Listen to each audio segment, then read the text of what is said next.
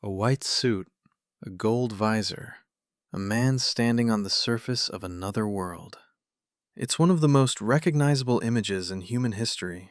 But when NASA decided to send astronauts to the moon, nobody knew what a moon suit was supposed to look like. There was no precedent. No suit on Earth had ever been built for what the moon was about to throw at it. So where do you even begin designing something like that? You don't start on the moon. You start by solving one impossible problem at a time. Years before astronauts walked on the moon, test pilots were already pushing rocket planes to places the human body was never meant to survive. In the early 1960s, aircraft like the X-15 were pushing aviation beyond anything that had come before. On several flights, they crossed the edge of space, earning their pilots official astronaut wings without ever leaving an aircraft. Up there, something unusual happened. The airplane could still fly, but the pilot could not survive without protection. The common assumption is that the biggest problem was oxygen, but that was only half the problem. The human body depends just as much on atmospheric pressure as it does on oxygen itself. Without enough pressure, oxygen can no longer move efficiently from the lungs into the bloodstream. Even worse, body fluids begin to vaporize at normal body temperature. Simply carrying more oxygen wouldn't save the pilot. Engineers had to recreate part of Earth's atmosphere around the human body. That became the purpose of the first pressure suits. For the first time, the suit itself became a life support system. It worked remarkably well, but it immediately revealed another problem. The moment the suit was pressurized, it naturally tried to keep its shape. Every bend of an elbow, every twist of a wrist, every movement meant fighting against the pressure inside it. For a pilot sitting inside a cockpit, that compromise was acceptable. For an astronaut expected to work, it wouldn't be. NASA's first astronauts inherited many of those ideas, but Mercury introduced a different challenge. The spacecraft itself became the astronaut's atmosphere.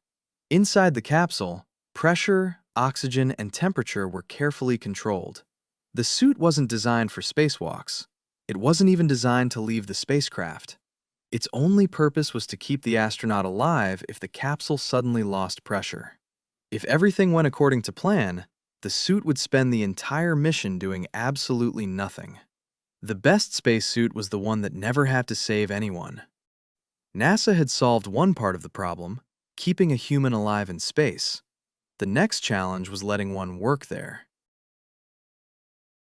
Gemini changed the assignment completely. For the first time, astronauts would leave the spacecraft behind. Now the suit had to do everything the spacecraft used to do. It became the astronaut's personal spacecraft.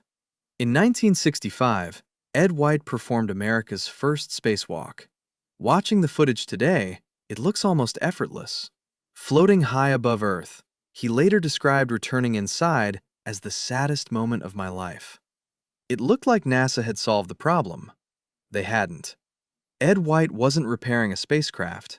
He wasn't installing equipment or carrying heavy tools. He was floating. Later Gemini missions revealed the real challenge. Astronauts now had actual work to perform outside the spacecraft. That's when engineers discovered the biggest weakness of every pressure suit. During Gemini 9A, Gene Cernan worked so hard that perspiration fogged his visor, making it increasingly difficult to see. His heart rate climbed far beyond what engineers had expected. Floating was easy. Working pushed both the suit and the astronaut to their limits. Gemini answered one question. Yes, astronauts could survive outside a spacecraft. The moon would ask a much harder one.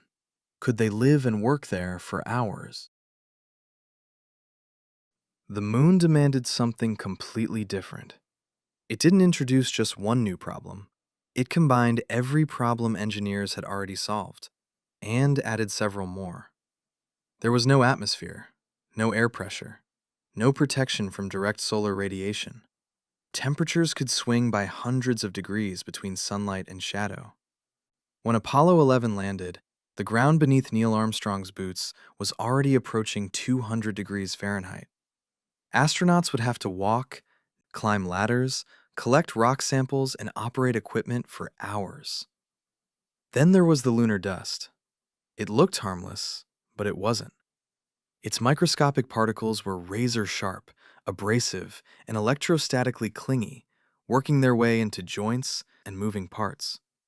Previous suits had solved these problems one at a time. Apollo had to solve all of them simultaneously. NASA knew what the suit had to do. What it still didn't know was who could actually build it. It's only natural to assume the Apollo suit came from one of America's largest aerospace companies. It didn't. The winning design came from International Latex Corporation, better known through one of its consumer brands, Playtex. At first, that sounds ridiculous. A company famous for bras and girdles helping build the suit that would walk on the moon? But the comparison isn't nearly as strange as it seems. For decades, ILC specialized in creating flexible, multi-layered garments that fit tightly, move naturally with the human body, and could be manufactured with extraordinary precision. Those were exactly the problems NASA was trying to solve. NASA wasn't simply looking for stronger materials. It was looking for freedom of movement. A moon suit didn't just have to hold pressure. It had to let a human bend, climb, and work. That wasn't only an aerospace problem. It was also a tailoring problem. And surprisingly, the tailoring experts won. Even then, the suit wasn't finished. In January 1967, 3 astronauts lost their lives during the Apollo 1 fire. The tragedy exposed weaknesses throughout the spacecraft, including materials that could burn far too easily inside a pure oxygen environment. NASA was forced to rethink the suit once again. New fire-resistant materials, including beta cloth, became the outer layer of every Apollo suit that followed. From Apollo 7, the very next crewed mission onward, fire resistance wasn't simply another feature. It became a requirement. After nearly 2 decades of development, NASA finally had its answer. The Apollo A7L wasn't simply a pressure suit. It was a complete life support system, where every major component solved a problem engineers had encountered along the way. A pressure garment recreated part of Earth's atmosphere. A liquid cooling garment prevented astronauts from overheating. Multiple protective layers shielded them from extreme temperatures, micrometeoroids, and abrasive lunar dust. And mounted on the astronaut's back, the portable life support system supplied oxygen, removed carbon dioxide, and powered communications. For the first time, an astronaut carried an entire spacecraft on his back. Even then, the story wasn't over. The Apollo suit continued to evolve throughout the lunar missions. More than 50 years later, many of the solutions pioneered for it are still part of NASA's Artemis lunar suits. Today we've looked at how the Apollo suit was born. Next time, we'll look inside it.